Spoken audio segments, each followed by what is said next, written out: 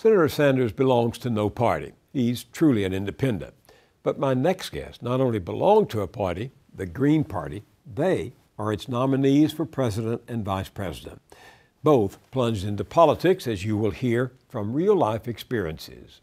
Jill Stein graduated from Harvard Medical School and became an internist specializing in environmental health, especially pollutants in the air that threaten young children and aging adults. Her running mate, Cheri Honkala, is a single mother who knows what it is to be homeless. Last year, she ran for sheriff of Philadelphia on a platform of ending foreclosures and evictions. She's also the co-founder and national coordinator of the Poor People's Economic Human Rights Campaign. That's a nonprofit organization with members all across the country. Welcome to you both. Thank you. Happy to be here. I first heard of you about 10 years ago when the Clean Elections Law, public funding for state elections, was up in Massachusetts, where you were living at the time. And the people in Massachusetts voted 2-1 for clean elections, for public funding of state elections. And yet, sometime later, the Massachusetts legislature, a Democratic legislature, on an unrecorded vote, overturned that judgment. They vetoed the public will. It was that fight that really catapulted me into the world of political battle. I had not been a member of a party. I had never been to a political meeting before then. And, you know, to see that all these groups which had joined together, and I came to it as a mother and medical doctor, very concerned about our healthcare system falling apart, and also about an epidemic of chronic disease descending on our kids, which as a mom I took really, really seriously, and as a doctor was fighting it tooth and nail, saw that money was always taking over. A number of groups got together across labor, environment, healthcare, you name it, and all of us said, we've got a common predator here. It's money in politics. Let's get it out. We actually passed that referendum by a 2-1 margin. It's amazing, actually. Huge. And the minute we passed it, the legislature began to resist it, to try not to fund it, and then finally they wound up repealing it. As you said, a legislature that was about 85% Democratic, so it could have, you know, overridden any veto and so on. It had the power to actually clean up our political system. And that said to me, the fight here is much bigger than any one issue. It's really about a political culture.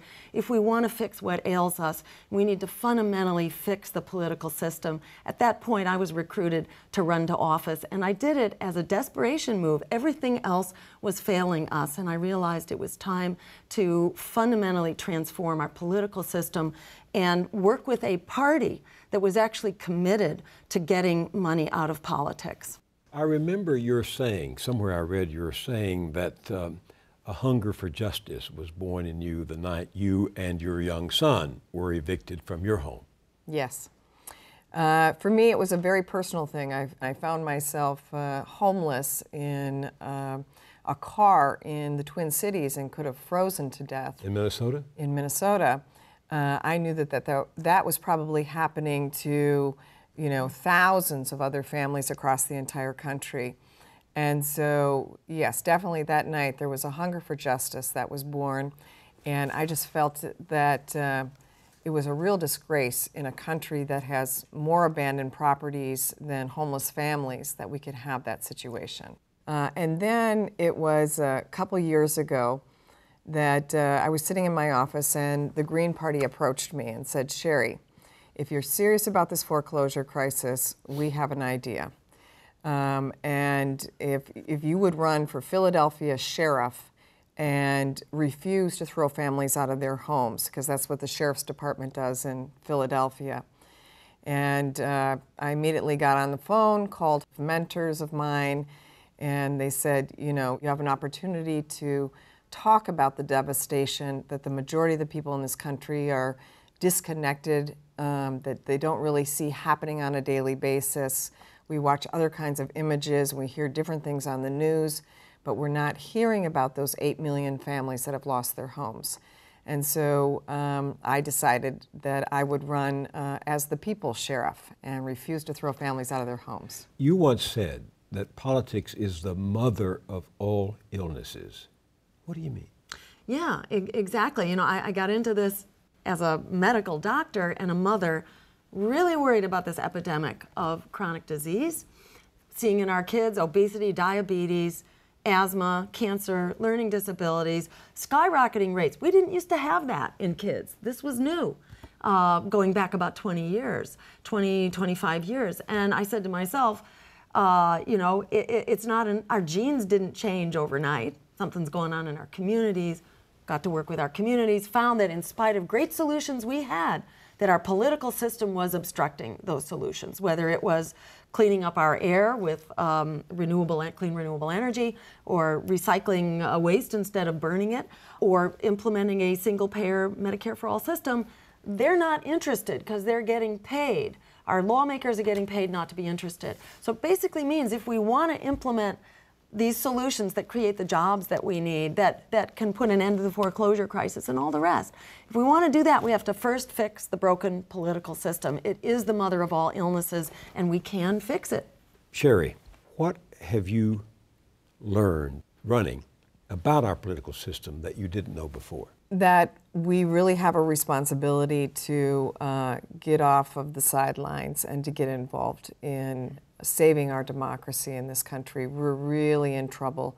The amount of corruption, the lack of participation, the number of people in this country that are just planning to sit out this next election is absolutely demoralizing. The fact that people that are out there watching this program today don't even know a thing about the Green Party, because there's all these ways that both the Democrats and the Republicans have kept us out of the debates, have kept us out of the media, you name it. That's a serious thing, because the last thing that we have in this country is our voice and our democracy. And once that's taken away from us, we're really in trouble. If you made it to the White House, what would you do on the first day? For starters, I think we would fire Wall Street, because Wall Street is all over the White House, from the treasurer's office. Jill, you can't fire Wall Street. You can't fire the people who provide the money. If you are they can fire you. If you are dependent on that money. And that is exactly the point. That is exactly why you want to be a part of a political party which is not being held hostage by its Wall Street funders. And that's why I think, you know, you don't want to go into the voting booth and give them a mandate for 4 more years of the same with 2 candidates who are fundamentally being funded by Wall Street and corporate America that is raking us over the coals. But America is a capitalist democracy. You have to deal with the realities and power of capital and the needs of institutions that feed capital into the system. Of course, and unfortunately our current capitalist system doesn't do that. You know, it provides capital to the very tippy top that's already got plenty. You know, small businesses have been absolutely crushed by this system. And the stimulus packages that the President and Congress have provided have been entirely inadequate to the job. They've provided mostly tax breaks, which, as we know, is an extremely expensive way to create jobs. And I think the American people object to what's called the realities, those political realities, which are essentially the backroom deals that those politicians make in order to get the campaign contributions. So they come to office owing return favors. We don't come to office owing those favors. We have nothing but public interest support. So we owe favors actually to the public to implement the agenda that they want, a Green New Deal to create jobs, healthcare as a human right, forgiving student debt, bailing out our students and our homeowners and not our bankers. We do have the money to do this. We're just squandering trillions on wars, Wall Street bailouts, and tax breaks for the wealthy. Your Green New Deal, what is that? What's the essence of it? It is an emergency program to solve 2 problems, the unemployment crisis and the climate crisis. And it basically uses the model of the New Deal, which got us out of the Great Depression, created a lot of jobs in the 1930s. We can do that. It directly creates jobs in our communities. And at the same time that it creates jobs, it also jumpstarts the green economy that effectively spells an end to climate change and makes wars for oil obsolete.